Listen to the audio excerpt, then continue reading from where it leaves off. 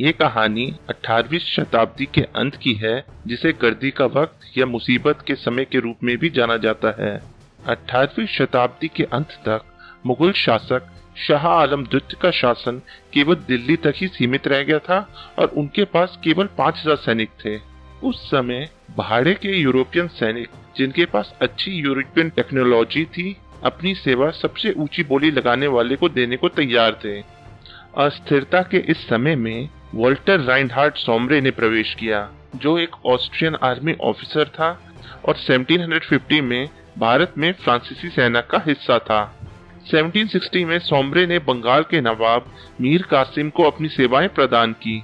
Sombre के सैनिकों ने पटना में लगभग 150 अंग्रेजी सैनिकों का कत्लेआम किया था, जिसके बाद सोम्ब्रे को पटना का कसाई भी कहा जाता था।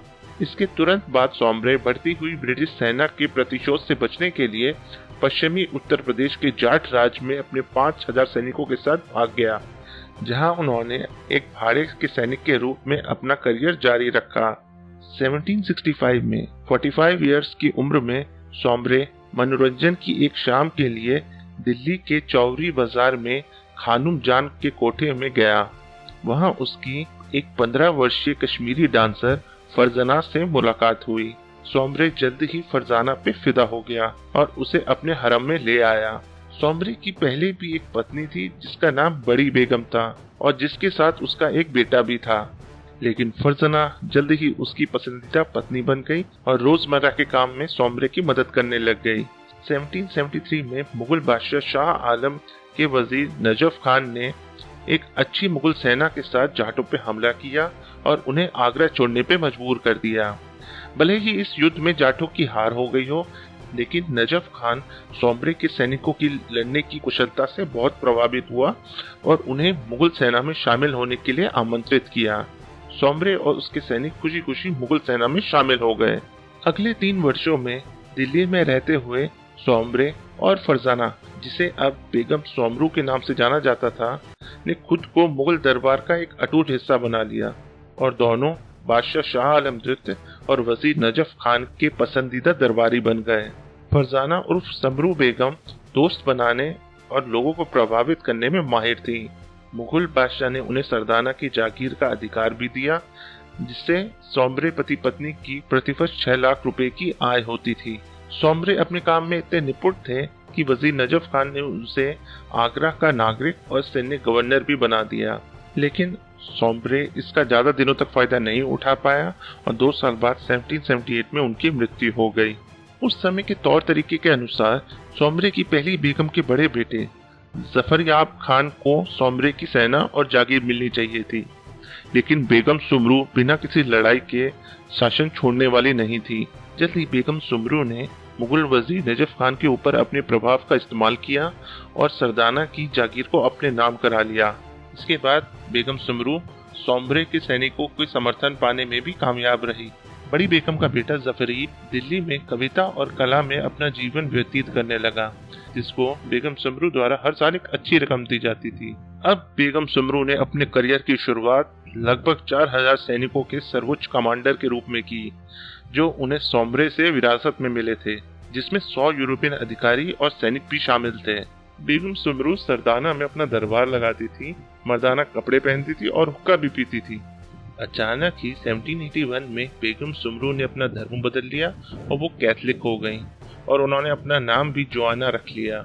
हालांकि उन्होंने मुगल पोशाक और मुगल शिष्टाचार को बनाए रखा। कभी कभी वह अपने यूरोपियन अधिकारियों के साथ भोजन भी करती थी।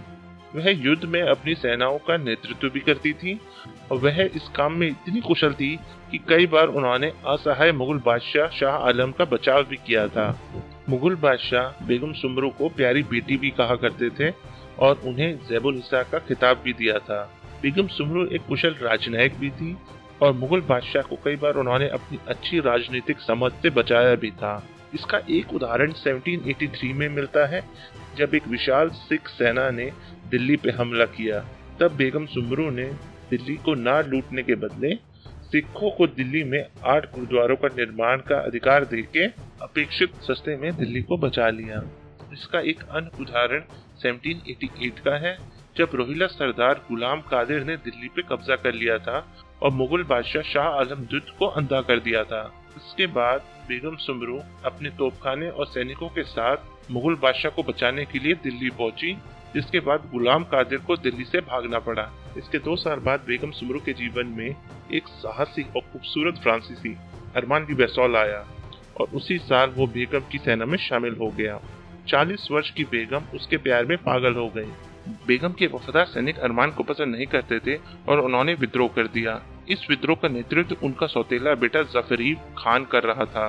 बेगम अपनी प्रेमी के साथ भाग गई, लेकिन विद्रोही सैनिक ने उनका पीछा किया और पीछा करते हुए उनके बहुत करीब पहुंच गई।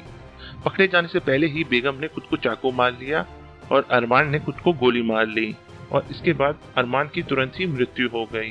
घायल बेगम को उनके सैनिकों ने पकड़ लिया और उन्हें घसीट के तोप के आगे बांध दिया। तभी एक यूरोपियन ऑफिसर जॉर्ज थॉमस, जो बेगम का पूर्व प्रेमी भी था, ने विद्रोह के बारे में सुना। वह तुरंत बेगम के बचाव के लिए आया और फिर से सरदाना में उनकी हुकूमत स्थापित की। इसके बदले बेगम ने जॉर्ज थॉमस को उसकी पसंदीदा लड़की से शादी करवाई और बहुत सारा पैसा देके पुरस्कृत भी किया। इसके कई साल बाद सितंबर 1803 में अंग्रेजों ने मराठा को हराया और दिल्ली के मुगल बादशाह को अपने संरक्षण में ले आए।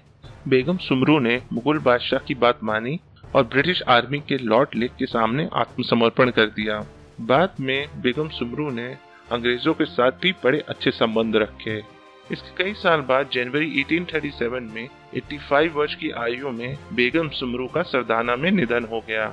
उनका महल नुमा भवन आज भी नई दिल्ली के चांदनी चौक में स्थित है। आज उनके बनाए हुए भवन में भारतीय स्टेट बैंक की चांदनी चौक शाखा स्थित है।